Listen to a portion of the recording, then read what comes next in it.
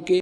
तो जब व्यक्ति उन अश्लील चित्रों वाले कक्ष में प्रवेश करेगा, उनकी देखकर उन बकवादों को मन में उसी प्रकार के भाव नेचुरली रहेंगे, चाहे वो 2 घंटे रहे चाहे 3 घंटे रहे, उनमें दृष्टि पड़ी ना और मन में वो दोष उत्पन्न होंगे, तो उसमें वो रजोगुण युक्त रहेगा। और जब सतोगुण प्रधान स्थान पर जाएंगे, जहाँ साधु संत फकीरों के महापुरुषों के चित्र लगे हों, उनकी हिस्ट्री लिखी हो, तो वहाँ जाकर के उसमें अपने आप एक साधु जैसा स्वभाव बन जाता है।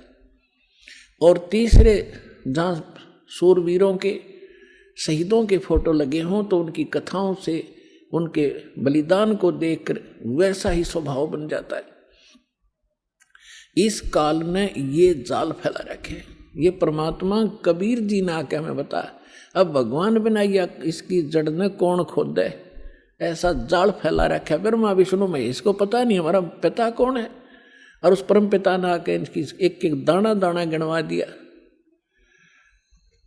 तो इसने क्या कर रखा है कि जैसे ही बाप ने देखा, ये देखिएगा इस स्थान पर ये 3 ऐसे लंबे चौड़े क्षेत्र हैं, ये वैसे दिखा रखे आपको।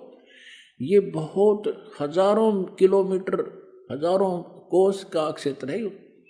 इस क्षेत्र में ये रजोगुण प्रधान क्षेत्र है। तो ये क्या करता है, इसमें स्वयं ये ब्रह्मा का रूप बना लेता अपने पुत्र, जैसे ये ऐसा रूप, और अपनी पत्नी दुर्गा को रखता है सावित्री रूप में।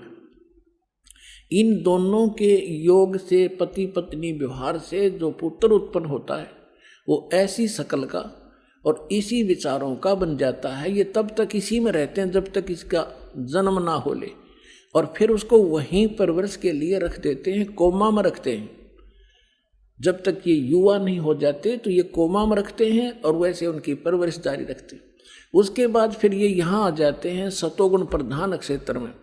यहाँ ये विष्णु रूप बना लेता है और अपनी पत्नी दुर्गा को ये लक्ष्मी रूप बना लेता है। इन दोनों के संयोग से जो पुत्र उत्पन्न होता है वो सतोगुण युक्त हो जाता है और इस जैसी ही शकल का बन जाता है। और यहाँ देखिएगा, और जब ये तमोगुण प्रधान क्षेत्र में जाता है तो वहाँ ये ऐसी वेशभूषा बना लेता है और दुर्गा को ये ऐसे पार्वती जैसी शकल बनाकर वहाँ रखता है। इन दोनों के संयोग से जो पुत्र उत्पन्न होता है वो इस जैसी शकल का बन जाता है। फिर इन तीनों को ये कोमा में रख देता है, और जब ये जवान हो जाते हैं, युवा हो जाते हैं, इन तीनों को इकट्ठा कर देता है। अब इससे पहले हम आपको परमात्मा कबीर जी द्वारा अपनी ये सारी हमारी सृष्टि रचना सुना रखी है, और ब्रह्मा विष्णु महेश के कौन माता पिता हैं वो थोड़ा सा हिंट दूंगा। उसके बाद फिर आपको दिखाएंगे इन हमारे सदग्रंथों में, जिनको हम शिरोधार्य मानते थे, और सत्य ज्ञान युक्त पुराण, वेद, गीता, इनमें आपको रूबरू करेगा ये दास। तो परमात्मा को हम अशिक्षित मानते थे और ये कहा करते, ये क्या जाने धानक दुल्हा, इसने संस्कृत आती नहीं, क्या जाने वेदों और गीता और पुराणों के गूढ़ रहस्यों को। अरे भगवान तो चिट्ठी से लेकर हाथी तक की भाषा जानता है, वो सब प्राणियों की भाषा जानता है। अब ये सिद्ध भी कर देगा दास आपको कि उस परमात्मा ने कैसे रजा बख्शी। अब देखिएगा, अपने आत्माओं, दास जो वचन बोल लेगा ये सोच लेना 100% सच समझ लियो। अब ये जो इंस्ट्रूमेंट प्रोजेक्टर बनवाए हैं परमात्मा की देन है आप पुण्यात्माओं के लिए। पहले ये लोग अपनी अपनी कथा सुनाया करते थे, सदग्रंथों का नाम लिया करते थे, कोरी बकवाद सुनाया करते थे, शास्त्र विरुद्ध ज्ञान देते थे, और हम इसलिए संतुष्ट रहते थे कि ये सभी विद्वान हैं, सदग्रंथों से परिचित हैं और इन्होंने ठीक ठीक सदग्रंथों को समझा होगा। आज पता चलेगा ये किसे विद्वान थे, ये खाकी कक भी पता नहीं था इनको, और उस परम पिता को जिसको धानक दुल्हा एक मजदूर और शूद्र कह के रिजेक्ट कर रखा था लाल को, उन्होंने 600 वर्ष पहले वो ज्ञान सुना रखा है जो वेदों और गीता पुराणों के अंदर विद्वान है। तो इससे पहले परमात्मा ने जो 600 वर्ष पहले ज्ञान धर्मदास जी को दिया था वो रूबरू करता हूं। ये देखिएगा कबीर सागर, ये वो सूक्ष्म वेद है।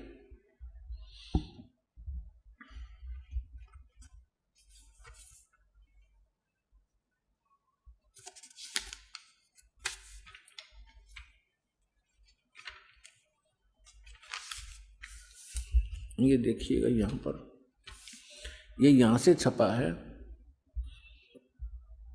मुद्रक एवं प्रकाशक हैं खेमरा श्री कृष्ण दास, अध्यक्ष श्री वेंकटेश्वर प्रेस, खेमरा श्री कृष्ण दास मार्ग, मुंबई। ये यहां से, और यहां देखिएगा ये प्रथम खंड कबीरपंथी भारत पथिक स्वामी युगलानंद बिहारी द्वारा प्रस्कृत, मुद्रक एवं प्रकाशक वही खेमरा श्री कृष्ण दास, ये सारे वही। अब हम आपको, ये है ज्ञान बोध और बोध सागर, कबीर सागर का एक अध्याय है बोध सागर, और उसमें ये ज्ञान सागर एक बोध सागर खंड है, ज्ञान बोध एक इसमें चैप्टर है, और ये 21 पृष्ठ पर आपको सुनाएंगे। यहाँ कहा है धर्मदास ये जग बोराना, कोई न जाने पद निर्वाणा।